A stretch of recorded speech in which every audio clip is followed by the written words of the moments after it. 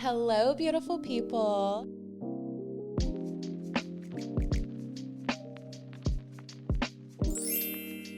We are estheticians based out of Delaware trying to navigate our early 20s in the world of aesthetics, business, beauty, and wellness. We're grinding every day to live the life that we want. We started this podcast to create a chill and inspiring environment to chat about everything from lifestyle, careers, beauty, spirituality, and story times from our day-to-day lives as estheticians and entrepreneurs. This podcast is available on Spotify, Apple Podcasts, and YouTube. But follow our official Instagram and TikTok at Esty Besties Podcast. And follow our individual Instagrams at DeCourcy Beauty Lounge and at DeCourcy Beauty. And at MKM Beauty Bar.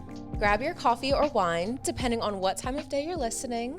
And let's get into the next episode. Hi, besties. Welcome to episode 15. I can't believe we made it this far, you guys. 15 is a lot of episodes. Absolutely. And today we have yet another rock star guest. She is actually my primary care physician. Yes. And also an amazing lash client of mine. I have such a history with Dr. Banfield, Flavee Banfield, and I really wanted to get her on here just to kind of educate us. Yeah. So do you want to give a little kind of mini intro of who you are, literally Yes, anything? of course. So I am Dr. Banfield. I am a family nurse practitioner. I own a practice in Middeltown, Delaware for about 3 years now.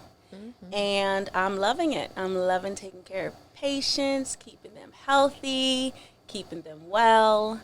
I love what I do, and I'm happy to be here. Yeah. We are happy to have you, and it's really cool because obviously our jobs are different, but there's a lot of similarities in just business in general, but specifically like medical, aesthetics, all of that stuff. And there's actually a lot of fusion going on with both fields right now. So I'm really excited to talk to you today, and thank you so much for coming on. Absolutely. Let's get into the episode. Okay, so let's learn a little bit more about Dr. Banfield here. The reason why we have such a good relationship, I feel, is because you are so personable with your business, with your patients, and that's what I love about you as a doctor, but also as a person. What made you want to enter the medical field? Great question, Miranda. So, honestly, I remember it like it was yesterday. I was, I think, in 9th grade or 8th grade in class saying, I don't want to be a teacher, but I love helping people. So, I want to be a nurse. I want to help people and to keep people healthy or get them healthy. And I went to University of Delaware. I became a registered nurse. I worked in Philadelphia, Maryland, and I said, you know what? Not only do I want to help people, but I want to be their primary care provider, actually just walk alongside of them throughout their health journey. And what the difference between a nurse and a nurse practitioner, one of the primary differences is I'm able to write prescriptions. I'm able to diagnose and treat. Right. So that's essentially why I wanted to enter the medical field. I enjoyed helping people. I love talking to individuals. I like just keeping people well. There's not enough healthcare professionals in our country, and I just wanted to, be there and make that contribution and help individuals the best way that I can. It's a very rewarding job, and you have to be a certain type of person definitely for it. Like, you have to be compassionate. You have to understand people. You have to, what you said is like the core of it. You have to want to help people. You have to be passionate about like wellness and making people feel good, And I think you are like the perfect person for that. This was fitted for you. Yeah, your career. Yeah. And I have a I'm gonna move this a little closer. I have a I'm a little scared of doctors sometimes. I have, what do they call it, like white coat syndrome. Yep. I definitely have really bad anxiety when it comes to doctors, going to the hospital, anything like that. I know that's a general anxiety, but it makes so much difference when you find someone that you actually like, you actually trust. Like, it changes the game for a lot of people. And I think you being so relatable, so kind, soft, compassionate, it makes so much difference. And I'm sure the people that do come to you are extremely loyal to you because of that, which is amazing. Yeah. Well, Bryn, that means a lot. Thank you. Oh. Thank you. And, you know, and this is, and I know we'll segue into this, but this is why I decided to open up my own practice. Because I felt like with traditional primary care offices, Miranda, you may remember this, patients would be waiting for such a long time, sometimes longer than they would actually have with the doctor themselves. Yeah. So I said, you know what, this is not it. This is not it. I'm not able to, you know, get to know my patients. They're not able to express all their medical, you know, related issues to me. There's not enough time. There's never enough time with the places that I worked with prior to me opening up my own practice.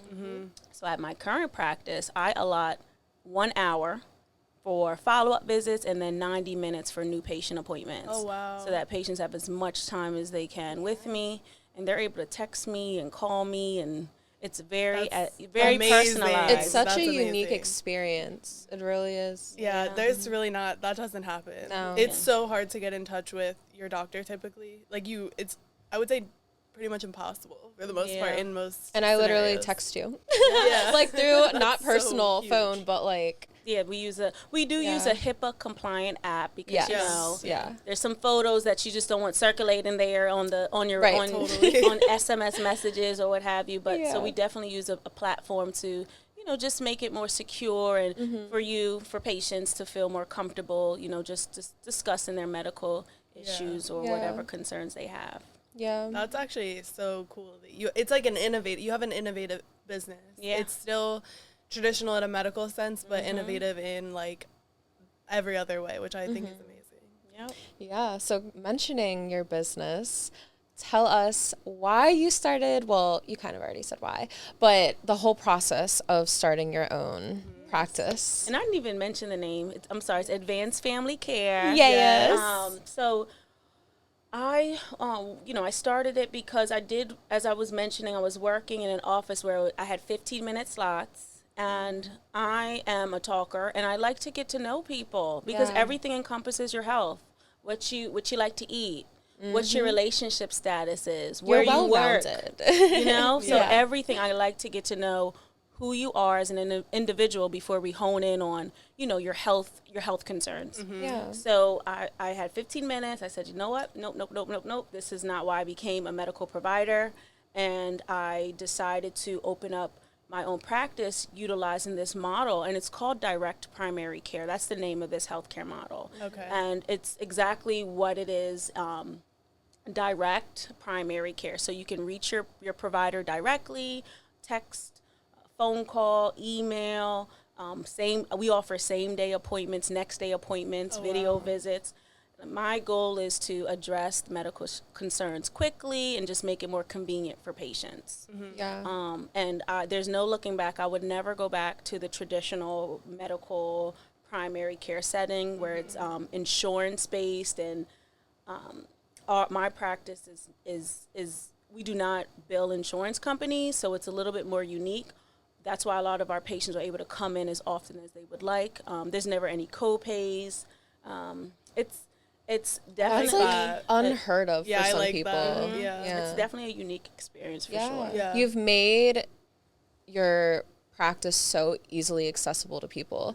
And I feel like that is such a big problem in this country is healthcare is not easily accessible at all. But you're changing the game. Oh, yeah. And I feel like there's going to be a lot of doctors and nurse practitioners following in your path. Yes. That is the goal. Yes. It's not, when I hear, it's funny you mentioned that, Miranda, when I hear other providers doing this, I'm like, go on, brother, go on, sister. Yes, well, let's join this movement together. Let's bridge that gap, because a lot of patients, they'll call the office saying, are you taking new patients? And I'm like, yeah, I could see you today. I could see you tomorrow. And they're like, oh, my goodness. That is I've been unheard calling of. around. They're not taking new patients for 6 months. That's not how it should be. What's going to happen in 6 months? Yeah. Where are you going to be in Exactly. 6 months? So Seriously. A couple years ago, I had an experience just like that. I hadn't been to a primary care in years, like since I was going into college probably to get my whatever checkup. I know you're like probably at me right now, but and then I got sick. I think it was when I had COVID. It was like probably like the beginning of all that shebang.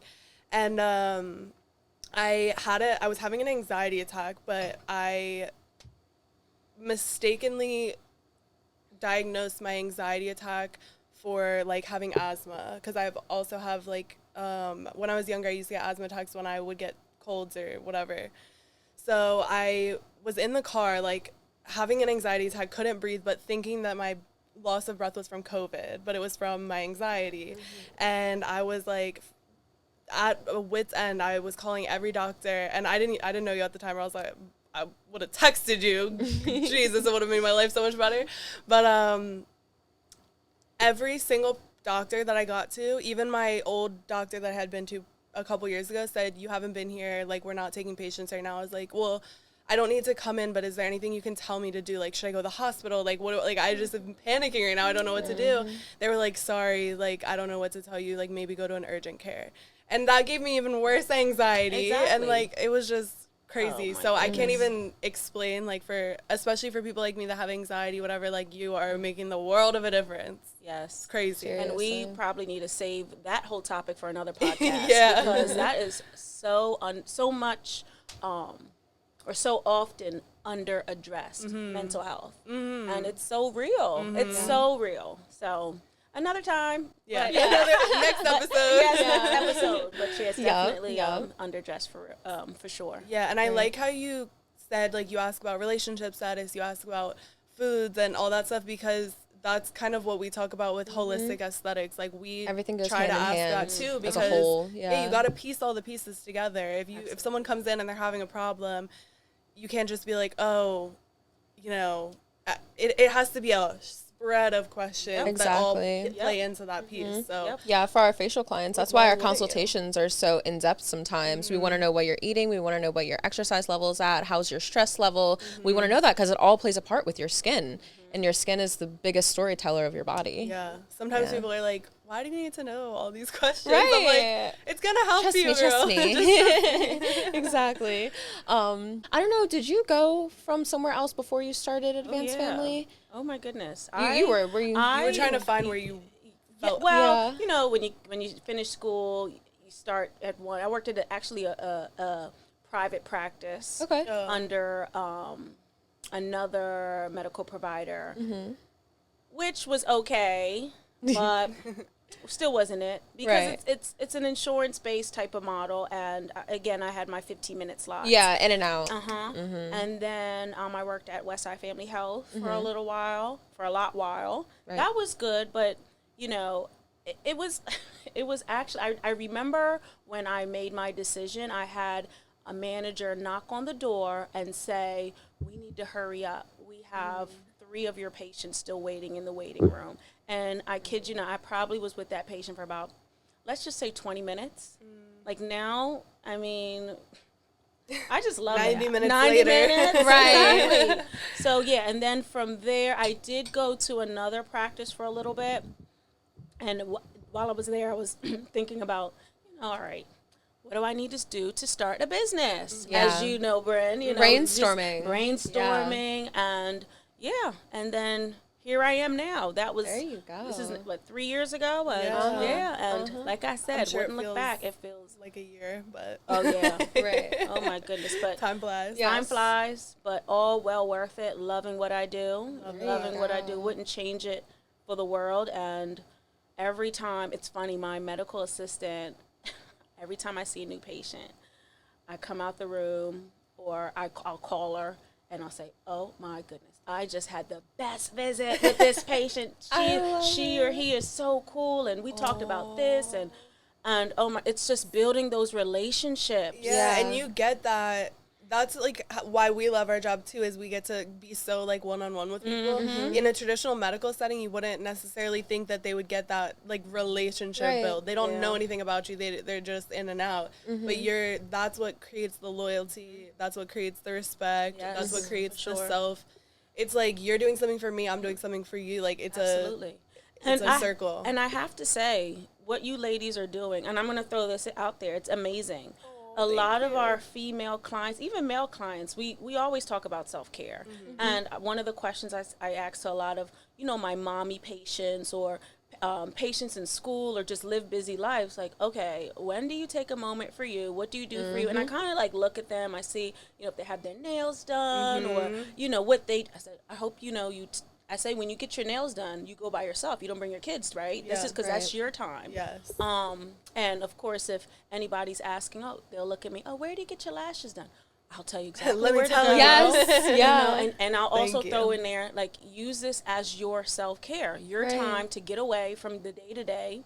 And I talk about my lash snaps. Yes, I want to say take my your lash snap snaps are always whenever phenomenal. Whenever I get my lashes done, I say, Miranda, I'm going to give you about 10, 15 minutes to chat it up. And then I'm going to take a nice little nap if that's okay with you. Go right ahead. I'm not going to lie, that's my favorite clients. Yeah, we talk for the first 10, 15 minutes, and then they go to sleep. Yeah. I'm like, this is good for both of us. Yeah. We're all service providers here. And I feel like our number one goal is to have a sustainable clientele patient relationship. And having relationships with your patients and with our clients, that is like priority for us. That's why we make our experiences, whether it be lashing, facials, or a medical visit, personable. Yeah. Yeah. Make it an experience. We do. Yeah. Yes. Yeah. I love that. So I know your mission overall is to help everyone be well and healthy and happy and all of the things. But what about like long-term, where do you see yourself going? Do you see yourself continuing with your business and staying with one practice? Do you see yourself branching out? What lanes do you see yourself going in? Or are you satisfied? One of the things that I thought about before opening up this practice is I want to make sure that I don't, overwork myself or burn out. And I want to make sure that I, only keep a small patient panel. So once I hit that goal, the next step would be to hire another provider. And then in terms of direct primary care or medical care, expanding upon that, I mean, the sky's the limit. Right now we do IV hydration in the office, so that's something that we offer. It's a la carte.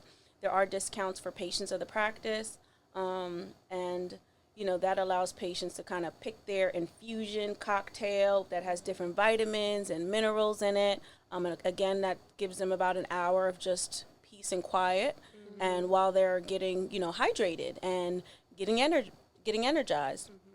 And then beyond that, the sky's the limit. But I really love, medical care, that aspect. And because, we can talk about all the chronic conditions and how cancer is being diagnosed at a younger age. And I just feel like I have to, do my piece in preventing that or at least identifying symptoms early. That's just, I'm just really passionate about that. But hey, as far as my team growing and expanding, I am open for it for sure. Okay. Yeah. You can take so many people under your wing. Yes, for sure. And That's be awesome. that like leader in that way that you have not only education, but your point of view and your mentality is so good that I think like it only makes sense to grow that and kind of have it go.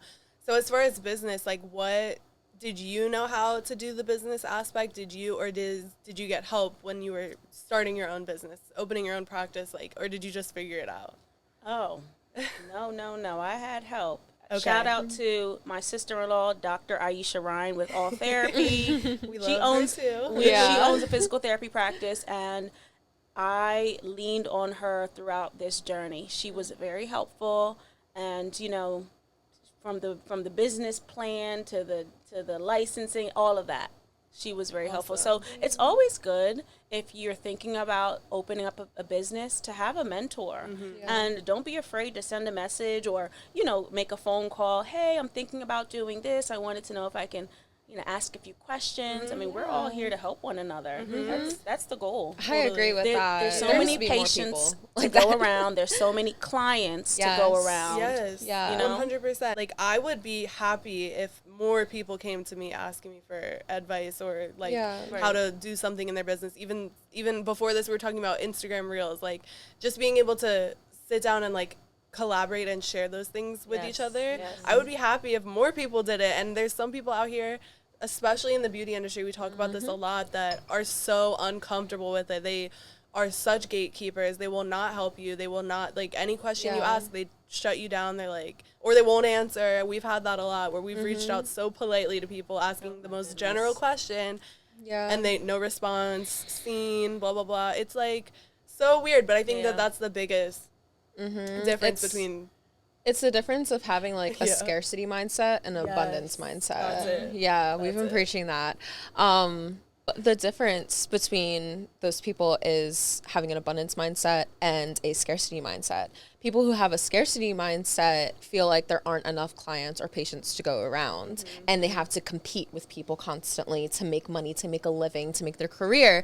But having an abundance mindset is understanding that the truth is that there is more than enough people to go around as your clients or your patients. There really is. And exactly. And understanding that everybody can win in the field that you're in. If you're willing to lend a hand, or if you're willing to go and ask another service provider a question, that's how it should be. Yeah, I 100% agree.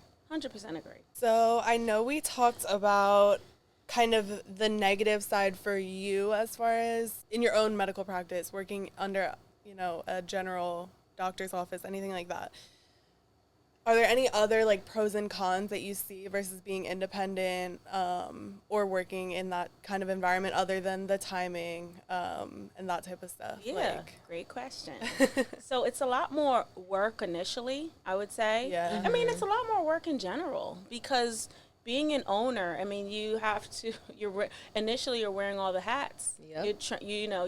You want to make sure you're keeping your overhead low. So you're like, okay, I'm going to be the manager. I'm going to be the provider or the esthetician, and I'm going to also be the front desk, and I'm going to do it all. Yes. But that's the hustle in the beginning. And then as you grow, as your clientele, becomes vast, or you get a bunch of patients, then you're like, maybe I can bring on some additional staff members or employees. So I think that initially you have to have the mindset like, I'm gonna be all in, and I know it's gonna be. You got to keep going. Yep, and you have to have a support system, family, friends, significant other. As long as you have somebody who is supporting you and has your back during those evenings where you're like, I can't do anything else because I'm doing paperwork or what have you, then you'll be fine. Yeah, you'll be fine. And having that mentor. Yes, and this is a little off topic, but just throwing this in there. Make sure that the people that you're with. We deal with a lot of women every day that are in unhealthy relationships and with people, whether it be friendships, partners, whatever, that are like draining them.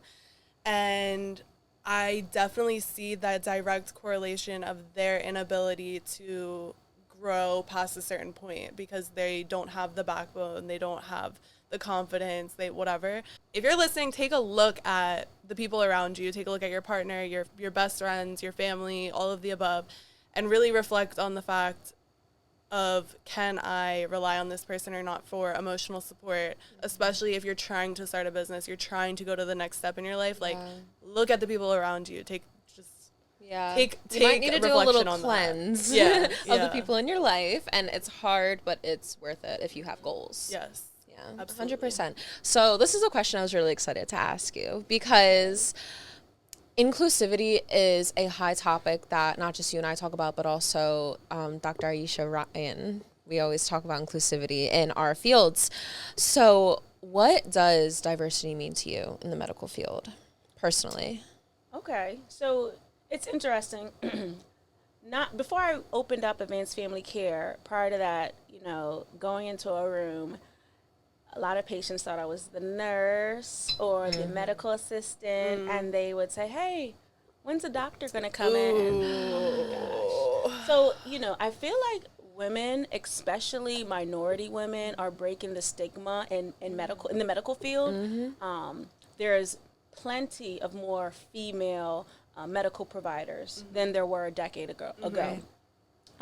Plenty more minority medical providers, male and female, than there were a decade ago. So diversity to me means, when I walk outside, the same colorful array of people that I see, when I'm outside or when I'm at the mall, wherever I am, that should be what we're seeing in the medical field. A lot of patients, they come to me and they say, oh my goodness, it's great to see a provider that looks like me. Totally. You know, and that's what diversity means to me. I feel like that we're breaking the stigma each day. And I also feel as though a lot of females and minorities are feeling more comfortable entering the medical field because, again, they're seeing providers that look